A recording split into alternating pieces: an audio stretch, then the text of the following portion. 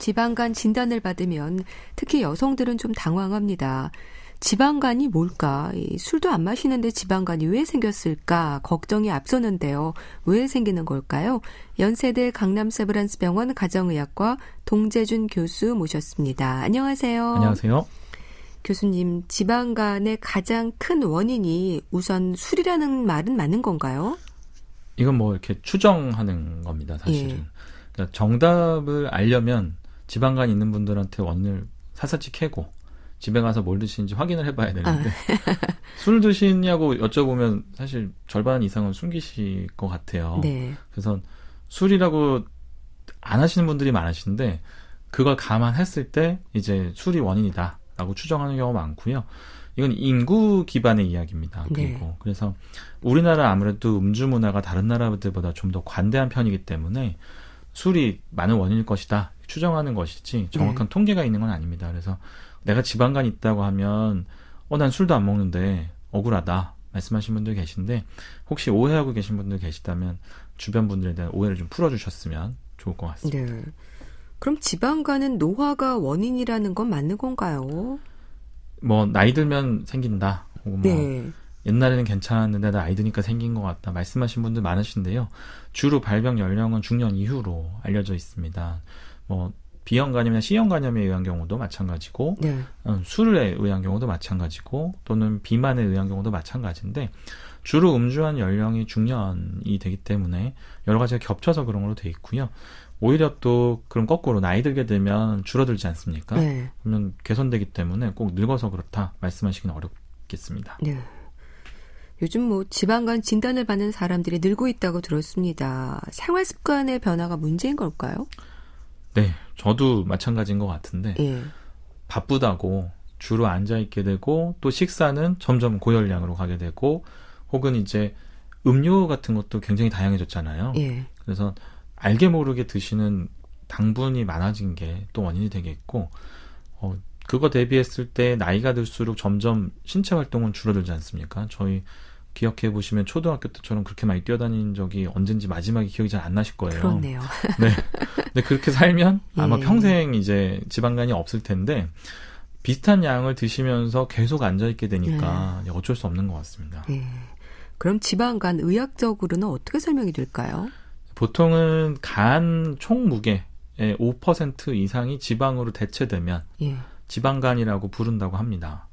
근데 저도 진료 이렇게 하지만 환자분들 간을 꺼내서 무게를 재고 지방을 나누지는 않거든요. 예. 그래서 대부분은 초음파를 통해서 간의 이제 모양 혹은 색깔을 보고 평가하게 되니까 보통은 초음파에서 간의 색깔이 보통 까맣게 보이게 되는데 네. 이게 지방이 쌓이게 되면 점점 하얗게 보이게 됩니다.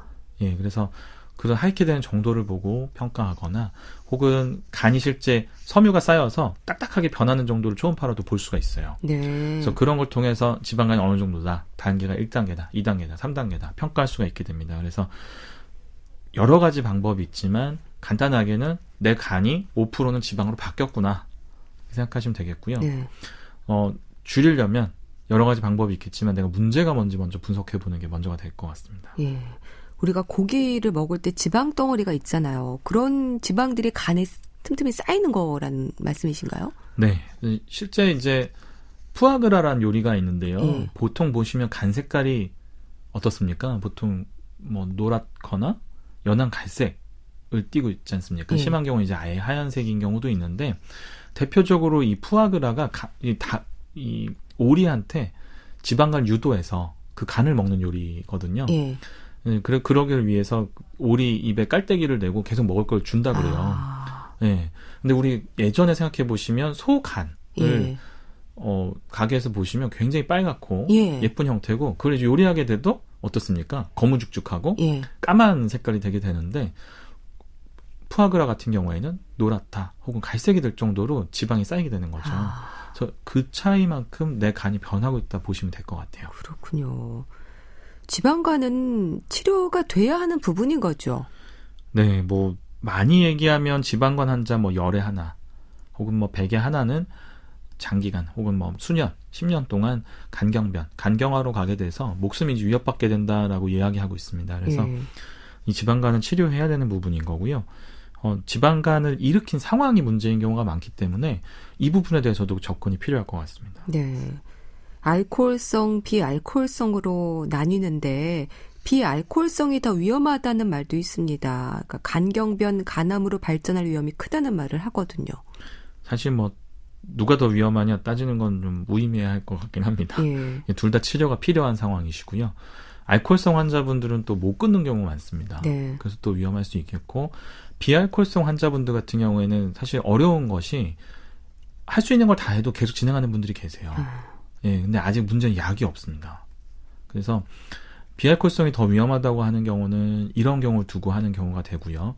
알코올성 환자분들은 끊으면 좋아집니다. 예. 근데 비알코올성 환자분들 중에는 모든 가진 노력을 다해도 100에 하나 정도는 계속 진행합니다. 그래서 이 부분이 굉장히 어려운 것 같습니다. 예. 이게 어떤 특성들이 있는 건가요? 여러 가지가 있는데요. 일단 알코올성 지방간일 때는 발병하는 양상이 좀 다릅니다. 알코올 때문에 간이 손상된 다음에 그게 회복하는 시간을 안 주고 다시 술을 드시는 경우 있죠. 예. 보통 이제 간이 완전히 회복할 때까지 2달 걸린다 얘기를 합니다. 물론 이제 뭐 유명한 연구자들 중에는 2주 걸린다 여러 가지 이제 설이 있는데 2달 정도면 어지간한 손상은 다 회복이 된다고 알려져 있는데 이 회복이 되기 전에 다시 알코올을 섭취하거나 다시 독성물질을 섭취해서 간을 상하게 손상되게 만들면 그 부분이 정상 간 조직이 되지 않고 지방이나 혹은 이제 섬유성 조직, 흉터 조직으로 바뀌게 됩니다. 네. 그 과정에 이제 생기게 되고요. 비알코올성 지방간 같은 경우에는 우리 몸에 과도하게 들어온 열량이 우리 몸의 각 부위 쌓이지 않습니까? 네. 역시 간에도 지방 형태로 쌓일 수가 있습니다. 원래 간에도 지방이 함유가 돼 있는데요. 지방들이 이제 뭉쳐서 모여가지고 크게 이렇게 대구성 혹은 소구성이라고 분류할 수 있는데 뭉쳐서 보이게 되면 이걸 지방간이라고 진단하게 됩니다. 탄수화물이 비알코올성 지방간의 원인이라는 건 맞는 얘기인가요? 사실 탄수화물뿐 아니라 대부분 열량 있는 음식들은 지방간의 원인이 될 수가 있습니다. 예. 뭐 나는 고기만 먹는데 나는 살코기만 먹는데 지방간이 있어요. 말씀하신 분도 계시고 기름진 음식 저탄수화물 고지방식이 해서 기름진 음식 많이 먹는데 지방간이 왔어요. 말씀하실 수 있습니다. 그래서 과도한 열량은 다 지방간을 만들 수가 있습니다. 여성들의 경우에는 폐경이 되면서 뱃살이 늘고 지방간 진단을 받았다는 말을 하는데 폐경하고도 연관이 있습니까? 네, 실제 우리 여성 호르몬이 어떤 역할을 하는지에 대해서 많은 연구가 이루어지고 있는데 예.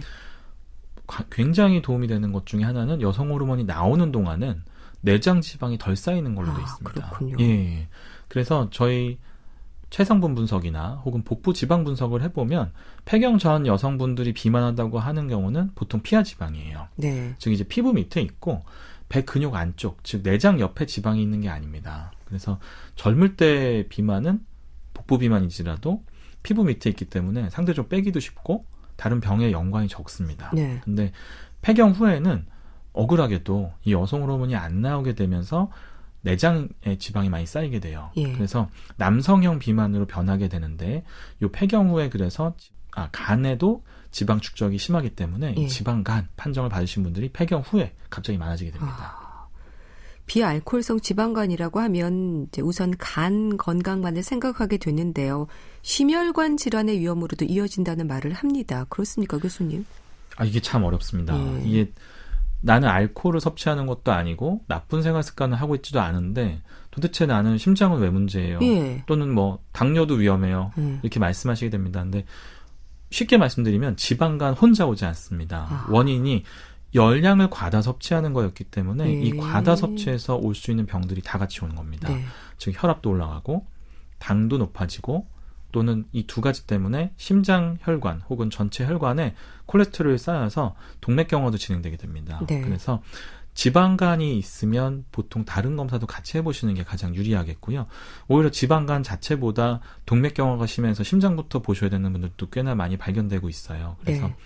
나는 지방간이라고 하니까 살을 빼야지 이렇게 생각하시는 것도 좋지만 운동을 꼭 겸해서 심장질환도 예방해 주시는 게 좋겠습니다. 네, 알겠습니다. 건강정보 예속은로 함께하고 계신데요. 이제 리포터 동현 씨가 취재한 내용도 들어보시죠. 요즘 제가 부추전에 부추김치랑 또 부추 넣고 샐러드도 많이 해 먹거든요. 살이 많이 쪄서 다이어트를 하고 있는데 사실 지금 지방간 때문에 다이어트를 하고 있어요. 예전에는 검진을 해도 비교적 건강하게 아무 이상이 없었거든요. 근데 이번에는 깜짝 놀랐어요. 체중도 늘고 지방간이라는 진단이 나왔더라고요. 그래서 좀 우울했는데 이 부추가 지방간을 없애준다고 하더라고요. 그래서 열심히 먹고 있고요. 혹시 지방간도 가족력인가요? 사실 친정엄마도 그렇고 동생도 그렇고 다 지방간이거든요. 네, 뱃살이 문제라는 생각도 드는데요. 우선 부추가 지방간을 없앤다. 이런 얘기 좀 들은 것 같은데 그럴까요? 부추가 지방간을 없애면 참 좋을 것 같아요. 네. 저도 굉장히 바래서 네. 부추 자주 먹고 있는데 네. 효과는 별로 없는 것 같습니다. 이게 사실 제약 회사들은 지금도 지방간 치료하는 약을 만들려고 굉장히 많은 돈을 투자하고 있어요. 네. 의사들이 기대했던 약 중에 하나가 불과 작년 올해 초에 임상시험 실패했는데 거의 1조 가까운 돈을 투자했습니다. 만약에 부추가 효과가 있었다면 1조 투자도 안 했을 텐데 참 이제 안타까운 일이고 저도 약이 나올 때까지 기다리고 있는 사람 중에 한 명으로서 방법이 없다는 게 참 안타깝습니다. 하지만 네. 부추 드셔서 나쁜 일은 없을 것 같습니다. 근데 드실 때 그 방금 사례처럼 전을 해 드시는 건 기름을 같이 드시기 때문에 불리할 수 있어요. 그래서 우리 나물이나 부추 장아찌 같은 걸 드시지 않습니까? 그런 게 좀 더 유리할 것 같습니다. 네. 갑자기 살이 찌는 분들을 보면 이렇게 제어가 안 될 만큼 식욕이 늘어난다고 말씀하시는데요. 이런 부분도 살펴야 하는 위험들이 있지 않을까요? 사실 갑자기 살찔 때 몇 가지 원인이 있을 수가 있습니다. 예. 특히 이제 중년에서 가장 걱정되는 건 당뇨가 있지 않은지. 당뇨. 예, 하는데요. 당뇨 있으면 살 빠지는 거 아니에요? 혹은 뭐 나는 살이 빠져서 병원을 갔더니 당뇨라고 하는데 이렇게 이제 말씀하신 분들 계십니다. 예. 근데 당뇨가 오는 초기, 우리 흔히 이제 허니문 피어리어드, 결혼하고 난 뒤에 허니문 있지 않습니까? 허니문 기간이라고 하는데 당뇨 오는 초기에는 식욕이 좋고 뭘 먹어도 다 소화시킬 수 있을 것 같고 살도 좀 오르고 얼굴도 좋아 보여서 주변 사람들이 요즘 좋은 일 있어요? 이렇게 물어볼 정도가 됩니다. 예. 그래서 중년 이후에 갑자기 식욕이 좋고 음식이 당기고 얼굴이 좋아진다 하면 거꾸로 당뇨를 의심해서 검사를 받아보셔야 되고요. 예. 예. 뭐 젊은 나이에 그런다고 할 때는 갑상선 기능에 이상이 있을 때도 식욕이 막 당길 수가 있어요. 예. 그래서 이런 걸 확인해 보시는 게 중요하겠고요. 특히 이제 식욕이 늘어나는 것 자체가 보통은 문제는 아니지만 계속 조절이 안 되고 늘어나게 된다면 당뇨가 없던 사람도 생길 수가 있습니다. 예. 여성분들 혹은 남성분들도 마찬가지인데 취업 후 혹은 대학교 진학 후 혹은 대학교 졸업하고 취업 준비 중 이럴 때 우울감과 동반해서 식욕 증가가 있을 수가 있습니다. 이제 우울증 증상이 식욕 증가로 오는 경우가 있는데요. 예. 이때 식사를 많이 하시게 되면 우울감에서 벗어나기 굉장히 힘듭니다. 그래서 그러기보다 우울감이 동반된다면 빨리 주변의 상담을 통해서 어떤 치료하는 게 좋은지 확인해 보는 게 좋을 것 같습니다. 예. 가족력에 대한 질문도 하셨습니다. 지방간이 가족력하고도 연관이 있을까요? 뭐 두 가지 이상 있는 것 같습니다. 이제 유전 성향이 혹은 이제 가족력이 있으면 그 가족들이 같이 많이 있다고 되어 있습니다. 예. 네, 그래서 유전 성향이 있지 않을까 추정하고 있는 거고요. 실제로도 몇 가지 유전자가 관여하고 있습니다라고 보고하는 연구자들도 있습니다. 예. 두 번째는 아무래도 식사를 같이 하는 가족이다 보니까 식습관이 비슷해집니다. 한 명이 많이 먹으면 한 명만 많이 드시는 경우 잘 없고 보통 온 가족이 다 체중이 적거나 온 가족이 다 체중이 많은 경우 많이 보실 거예요. 그래서 가족이 같이 식사하기 때문에 그 가족이 가지고 내려가는 유산처럼 식습관을 가지고 내려가서 비슷한 병을 가지게 되기 때문에 부모님이 그 병이 있었다면 본인이 벗어나기 위해서 노력을 많이 해야 될 수 있습니다. 네. 피로감이나 부기는 어떨까요? 지방간의 증상 중 하나가 될 수 있을까요? 실제로 지방간염 혹은 지방간이 발생하게 된다면 대부분 피로감을 호소하시는 걸로 되어 있습니다. 뭐 적게는 20%, 뭐 10%, 많게는 절반까지 피로감이 초기 증상일 수 있다라고 얘기를 하고 있고요. 예.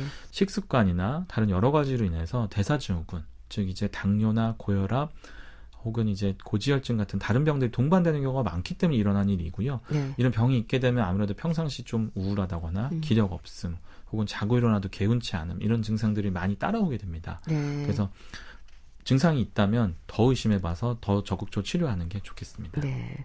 건강을 점검하고 또 새해 다짐으로 건강한 일상을 바라는 분들이 많은데요. 간 건강뿐 아니라 생활 습관의 개선을 통한 건강법 조언을 해주신다면요.